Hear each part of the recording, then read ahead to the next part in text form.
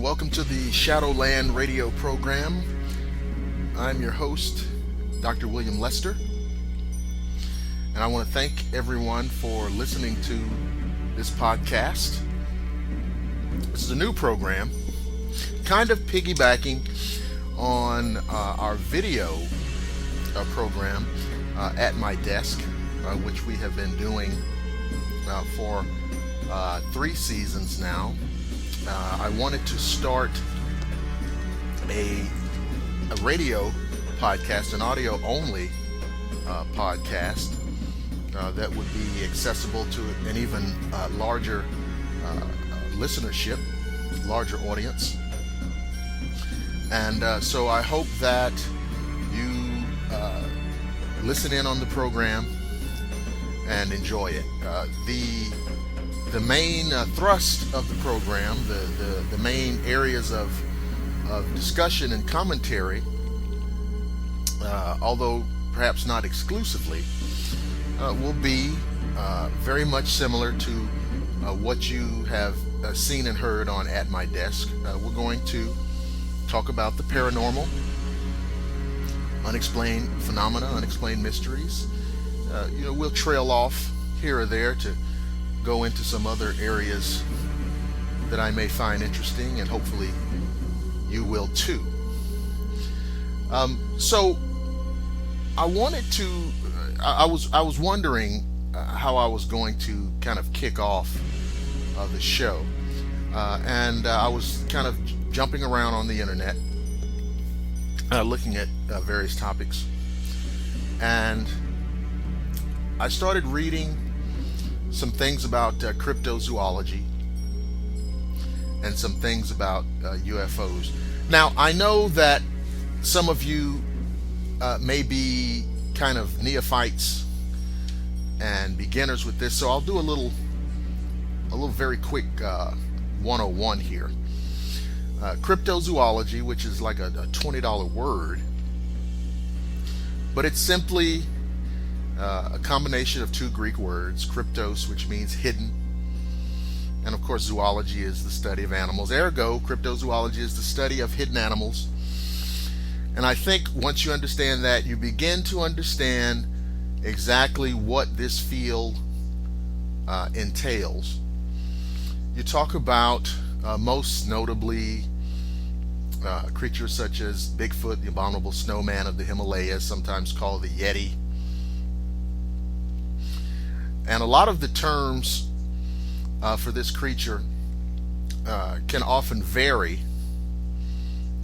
in different geographic regions.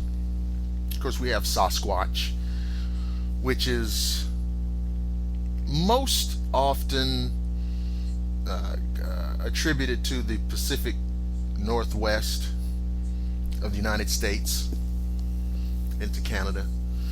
But in actuality, these type of creatures are witnessed or seen worldwide. Of course, in the southern United States, they have something called the skunk ape, sometimes the swamp ape. In Australia, there's a creature called the yowie. And in some parts of, I believe, Central or South America, they refer to the Alma or the orange pendek. But these kind of mystery apes, that's another term that gets thrown around, mystery apes, mystery hominoids. These creatures that seem to be out of place primates, perhaps some distant unknown relation to man. We really don't know. Then, of course, when we talk about UFOs, I think that kind of resonates with most people. Unidentified flying objects and the different things that entail.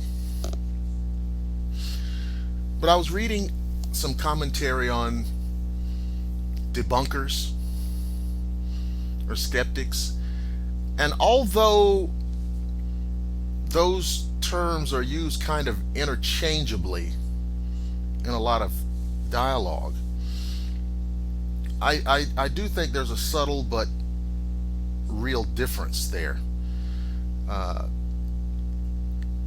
To be a skeptic can be a healthy pursuit. It can be a healthy exercise. And I think it's something that will help mitigate against some of the wild-eyed proclamations that you often see on the internet. Some of the absurdities that get espoused, what some people jokingly refer to as the tinfoil hat wearers. I think a little healthy dose of skepticism can be useful, because we don't just want to run off on wild tangents, just throwing out ridiculous ideas. Now, the debunkers, I feel, can be differentiated, or should be differentiated from skeptics this way. Excuse me. The debunkers, to my eye, to my perception, seem to simply be content to position themselves as the polar opposite to advocates of certain ideas and concepts. And so you have this very problematic dichotomy of, quote, believers and debunkers. And I've been often asked this question: are you a UFO believer? Are you a Bigfoot believer? Do you believe in ghosts?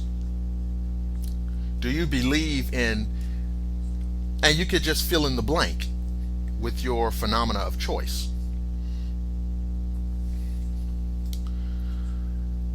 Now, I think that is sometimes done subconsciously, sometimes intentionally, or sometimes consciously, rather, in order to peg an individual as a believer, is in part an attempt to marginalize whatever it is that person's talking about. And here's why I say that. If you understand the definition of belief, you understand that belief can exist, can thrive, be quite strong and long-lasting in the absence of any data, any information, what have you. I've often used the example that you can believe that today is Christmas. You can believe it strongly. You can believe it deeply. You can believe it wholeheartedly. But there's no level or degree of belief that makes today Christmas. You look at your calendar, you see it's June 23rd, 2014. So this idea that belief alone can alter reality is a dangerous road to go down, particularly when you're dealing in these fields, these theoretical fields, with these theoretical concepts, with these mystery concepts, with these unexplained phenomena, etc.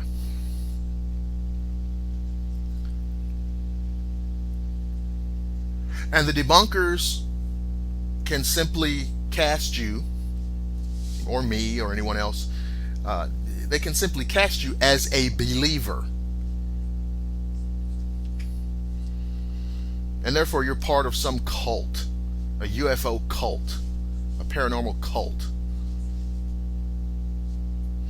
And there's nothing more to it than these people's willingness to believe.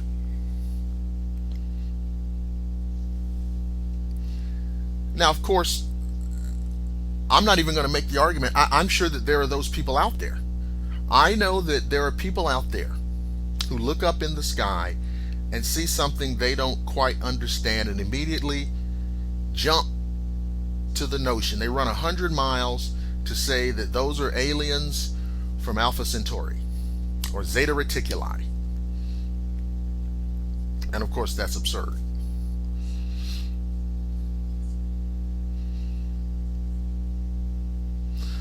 So we want to remove ourselves from the believer tag. We don't want to be saddled with that.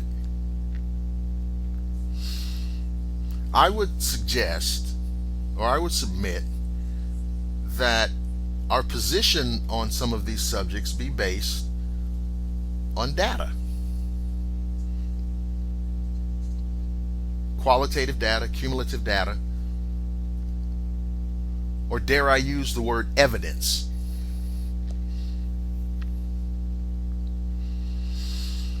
Now, it is true that we can argue and debate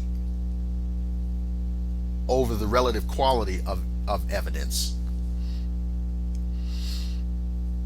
And this is particularly strong with respect to UFOs and cryptozoology. I'm inclined to say that there is evidence, for example, for the existence of Sasquatch.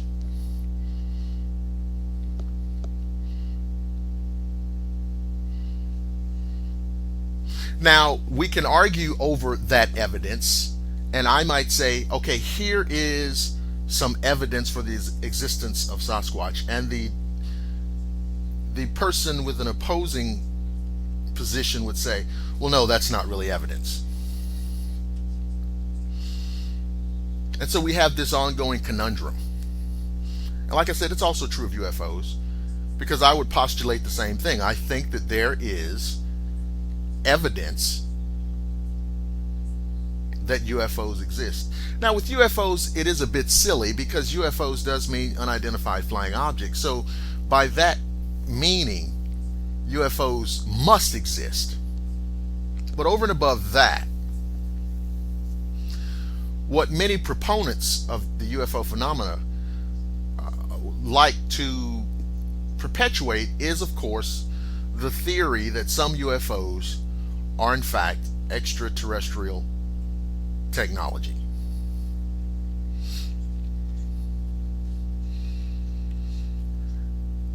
So we don't need to debate over not whether UFOs are real. What we need to center the debate on is what they are. I think with respect to UFOs, we can move past some of the silly things that we have dealt with in years and decades previously. Swamp gas, you know this list, it gets really foolish. Temperature inversions, weather balloons, Venus, flocks of geese, weather anomalies, and then of course mass hysteria. I once heard a radio personality commenting on Sasquatch. And now mind you, this is a person who really doesn't know much about the field or the history, the history of sightings, the accumulation of various forms of evidence. This was just an individual who doesn't subscribe to any kind of phenomena having any real level of validity. And he said on the air that he thought that this Bigfoot stuff was just, quote, the product of mass hysteria.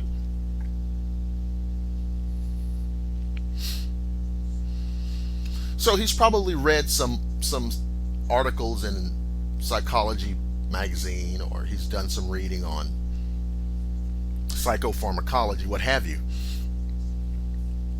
And I thought to myself, well, see, he really doesn't need to be talking about this, because Bigfoot would be perhaps the product of mass hysteria if it were being seen by masses of people.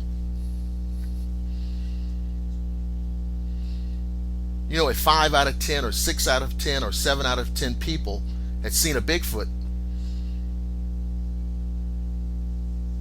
you have an argument, you have a case for mass hysteria. But his statement, his explanation is at odds with every shred of data on Bigfoot eyewitnesses.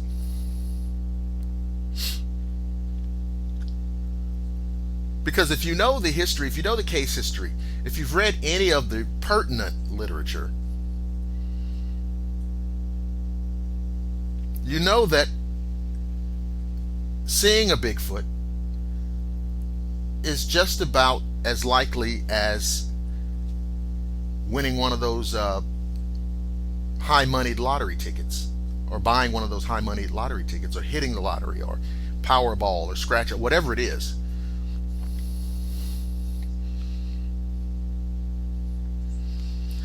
Now, of course, if you watch one of these programs, you might get the impression that everybody's seeing Bigfoot, everybody. But that really doesn't jive with the statistics. They're rarely seen. So when you have something that is rarely seen, by definition, it cannot be the product of mass hysteria.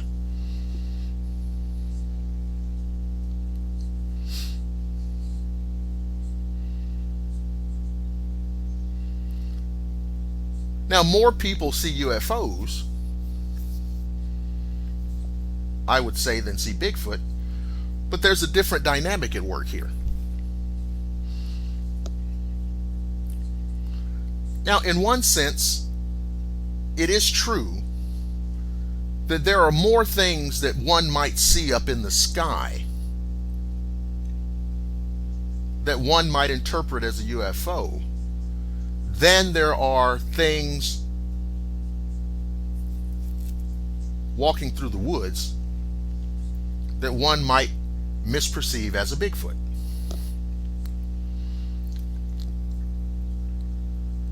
You're not going to see a deer and mistake it for a Bigfoot. You're not going to mistake any of the smaller animals, rabbits, foxes, what have you. Some of the debunkers have made the claim over the years that a lot of Bigfoot sightings could be chalked up to seeing bears, black bear, brown bear, grizzly bear, what have you.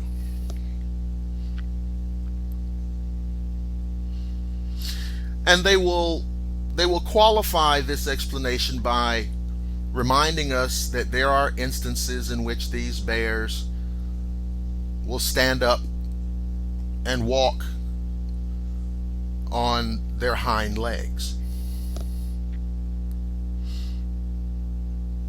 And then, of course, you have to sweep in quickly behind them and reiterate the fact that while bears are quite capable of doing that, they do not do it for any sustainable length of time or any real distance.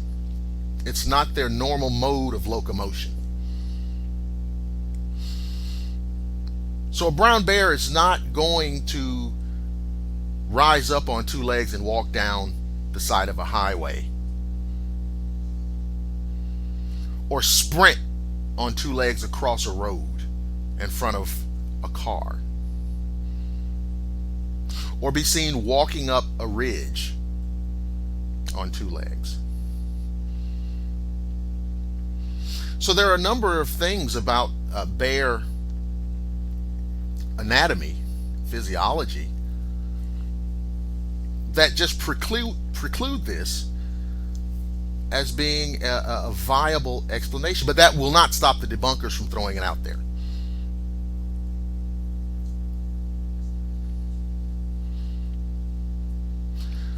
I once heard of a UFO case in which a low-flying, and I think it was Illinois or Ohio, I don't remember which, but a low-flying UFO was actually being pursued by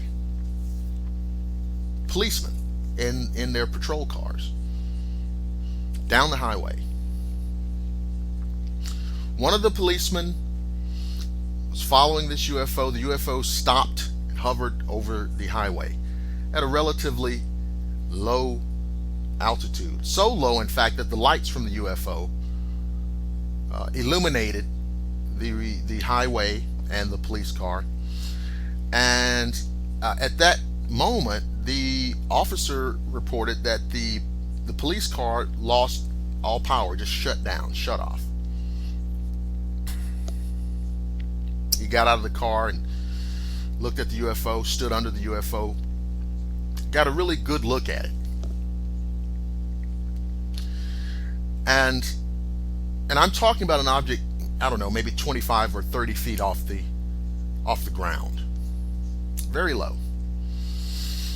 This object at some point rose in altitude and shot off into the night sky. At that time, when the UFO disappeared, the police officer reported that the police car, restarted. The power came back on. The lights, engine, radio, etc. Now, even giving the fact that people can have varying degrees of understanding the UFO phenomena, that's a pretty good sighting. That's a pretty good case. That's a pretty good bet that yes, this police officer did witness some kind of inexplicable technological manifestation. Well, that did not stop the obligatory explanation that came from the debunker. When asked about this case, the debunker said that the policemen were chasing some kind of weather anomaly that affected how they, their depth perception, and this light phenomena played tricks on the windshield of their patrol cars. Wow. Well, Mr. Debunker, what about the police officer whose car shut down at the very moment that this so-called light anomaly or weather anomaly hovered over his car? What about that? Oh, that was coincidence. That was an absolute coincidence. That his car, his perfectly functioning patrol car, at that moment lost all power. That was one coincidence. And then only minutes later, the second coincidence occurred. When the object left, the car regained power. So there were two coincidences in the span of just a few minutes.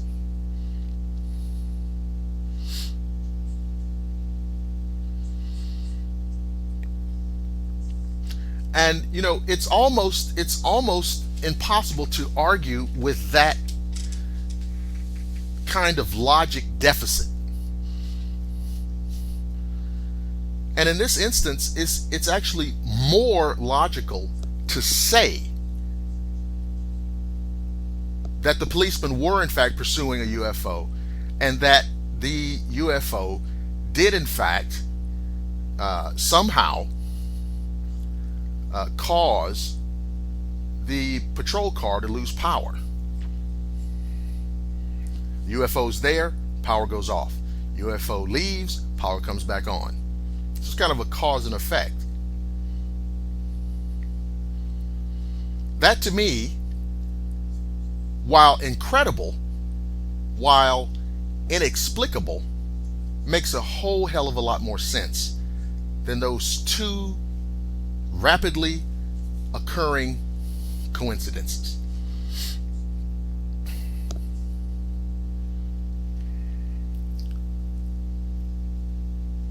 But this is what we're faced with for those of us who are interested in these topics, for those of us who research these topics, for those of us who study these topics, for those of us who feel that there is a level of qualitative reality to these topics. Now, of course, part of this is just human nature. And we see it in other areas of life. You establish a position, pro, con, what have you, and you dig in. And you dig in. And you dig in to a depth that starts to even preclude your ability to be intellectually honest. You get to the point where you say, I don't even care if my argument makes sense. This is the side of the fence that I'm on, so therefore, that's all I have to say. And this is especially problematic for UFO debunkers because we have this very long and interesting history of the military and UFOs and their responses to it and their reactions to it and their documents on it. Now, it is true. There are some UFO documents, there are some military documents with respect to UFOs that kind of float around out there that, you know, their veracity is debatable. And I'm quite sure that there are some hoaxes and some fakes, some kind of disinformation pieces that are floated out there to muddy the water, because you know what's much more effective than just telling a lie is to mix lies in with the truth. So, for example, if you have a document, just, you know, one of these UFO documents that gets passed around on the internet every now and again. Well, just imagine that you have this document, and ostensibly the document is real. The information on it is true and real and factual, and very much establishes that not only are these things real, but they're of alien origin, and that the military knows about it, and this, that. Well, excuse me. What if there's one small thing on that document that's been intentionally falsified? Maybe it's a date. Maybe it's 1960 and it should say 1952 or 1961 or 1959. Or what if there's a location where the document says Arizona, but the actual location is Nevada?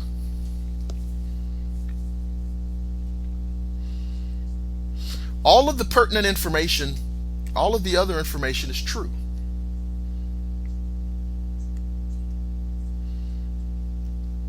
But if that one little piece of information, that one little scintilla of data is false, then the debunker, and through the debunker, the media, will use as an example, well, there's nothing to this. It's a fake document.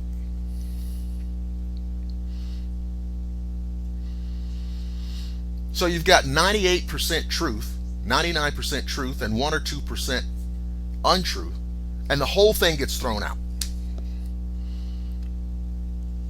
And you've got to know that that kind of thing happens.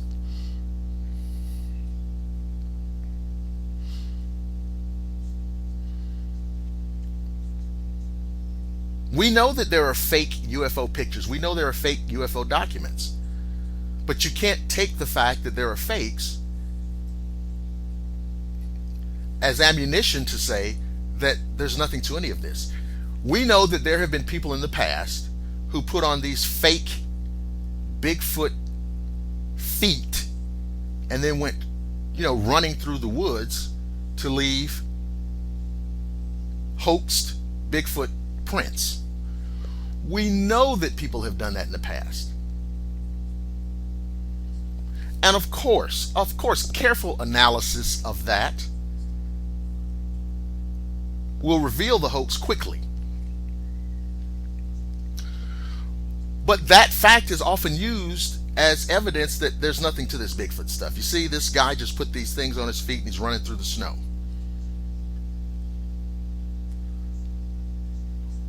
When that hoax can be uncovered in 5 minutes by a qualified researcher.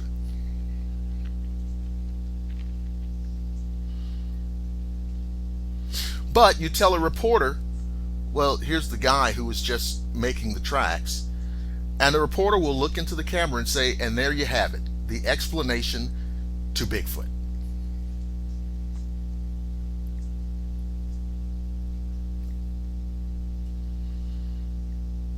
So people who are seriously researching these things, those things are hurt. That research is hurt. That research is damaged by hoaxers.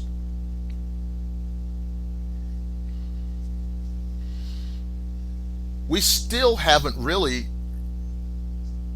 fully recovered from the Georgia Bigfoot hoax of the summer of 2008. It was about this time in 2008 when these two clowns concocted this ridiculous, we have a dead Bigfoot hoax. It was just insane. I'm not going to rehash that here, but it didn't help anything.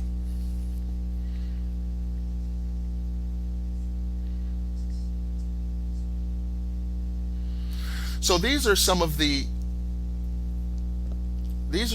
ideas, and lots of others, that I want to kick around on this show. And like I said at the opening, I hope that you guys will listen in. And and here's the truth too, folks. I haven't really decided how I'm going to make these podcasts available, whether or not there's a way to post them in a place like YouTube or Facebook. I like the idea of Facebook because I can get a lot of listener feedback, or whether or not they'll go up on a website somewhere, I don't know. But for sure, I will keep you apprised at where online you can go to listen to the podcast. So don't worry. So let me do this. If you're listening and you want to offer your comments or what have you, you can send it to my email address. And it's very simple. It's the word scholar, SCHOLARWM, like short for William, scholarwm at AOL.com. And of course, I'd appreciate any kind of feedback, any kind of ideas that you want to hear talked about, because we're really going to kind of kick it around, and we'll have some fun, and we'll be serious, but there are times when you just have to do a little tongue-in-cheek, because it can really get absurd. And so we don't want to fail to have fun. We didn't really get a lot of talk in on this episode on many of the more paranormal things, but we'll go there. We've got ample opportunity to do all that. So that's going to do it for this inaugural. Did I say that right? Inaugural. The maiden voyage of the Shadowland radio show, this podcast. I am your host, Dr. William Lester. Thanks for listening, and I will see you on the flip side.